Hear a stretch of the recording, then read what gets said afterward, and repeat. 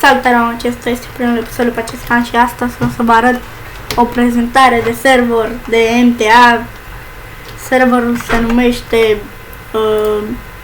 Project România Roleplay sau nu Roleplay, doar e free room și aici aveți și IP-ul, cred că o să vi las și în descriere.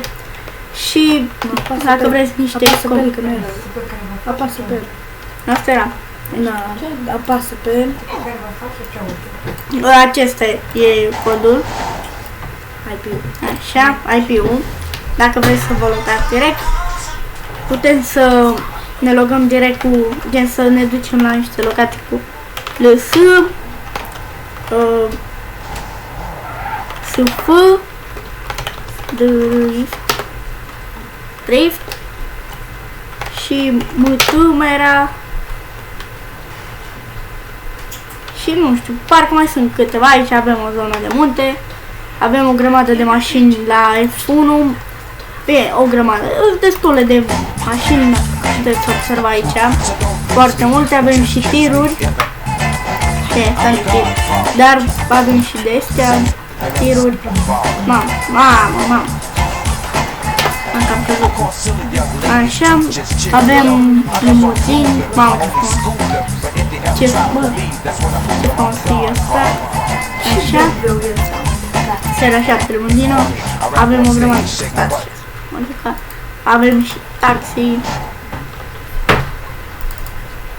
avem și submarin de pe GTA 5, aici avem, stați, avem aici niște de astea motoare, vrea să sărim și noi.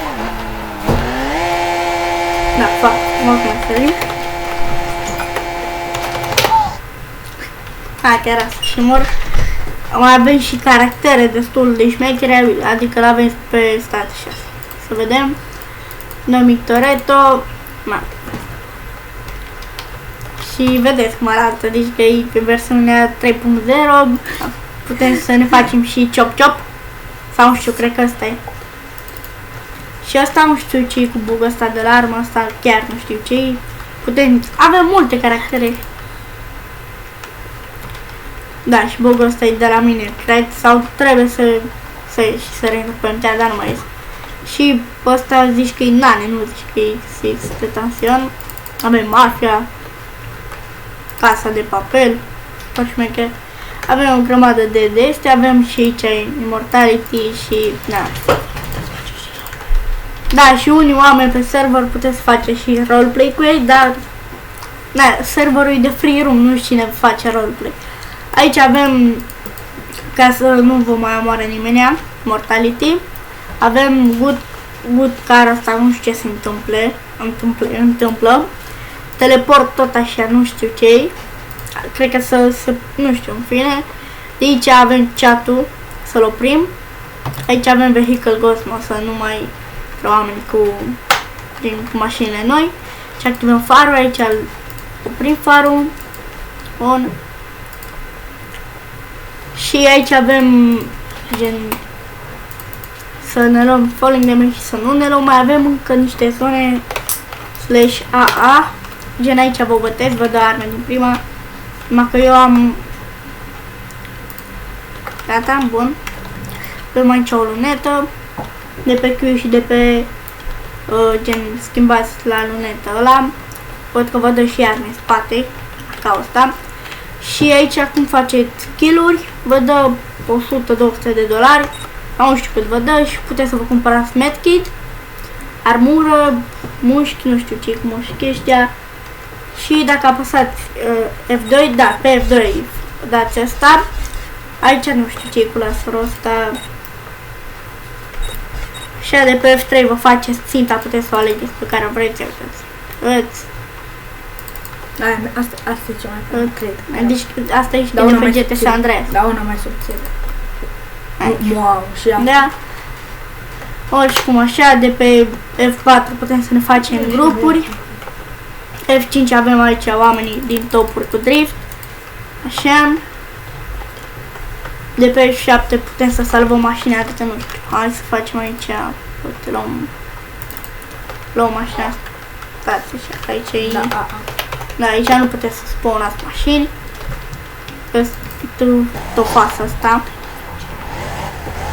Da, cum ar veni mt/mt, e ciliadul. Dacă vreți să faceți gen să vă puneți handul sau să vă meargă mașina mai repede, apăsați B și puneți ăsta mai mare sau ăsta îl puneți mai mic și aici ăsta îl puneți mai mare și stați așa, deci mai plac mașina. Când am accelerat. Da. Și a plecat mașina. Pus,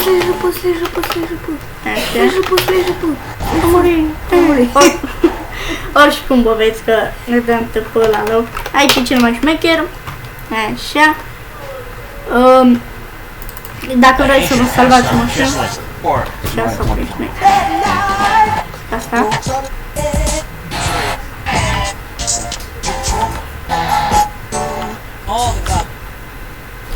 Bun, acum facem gen, arătăm așa, scriem, nu știu, roleplay, de exemplu, și aici nu prea se vede, dacă trageți de bara asta în sus, se va vedea. Avem load, să luăm, să salvăm mașina, s-a salvat, adică, nu, save, dăm save. Aici, dacă vreți să vă selectați o mașină și să vă teleportați chiar la voi, dați load. Deci, dacă vreți să ștergeți mașina de tot de aici din cont, să spun, apăsați de 2 ori delete și să vă șterge mașina. Așa, mașina asta a spawnat-o la întâmplare și nu știu ce să mai spun despre server. Serverul, da, serverul este și destul de modat, adică are, stați așa, aici, din câte vedeți aici la LS, astea nu sunt puse, gen nu sunt normal, sunt destul de modate, adică gen modat. Aici avem, uitați, chestiile astea sunt puse tot de el, de owner la server. Chestiile astea la fel, tot de owner la server. Așa.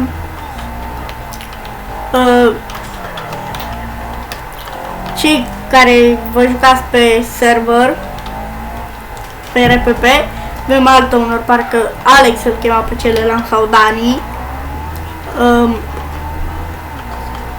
Acum nu știu cum îl cheamă pe ăsta, cum ai zis că îl cheamă? B1 Tuza, sau nu știu, noul owner. Și mai că vine player. Avem destul de multe lucruri noi adăugate. Nu știu. Vă așteptăm pe server. Pe server este și zăpadă pusă. Și nu știu ce să vă mai spun. Cam acesta a fost și serverul și prezentarea. Noi ne revedem data viitoare. Pa, pa!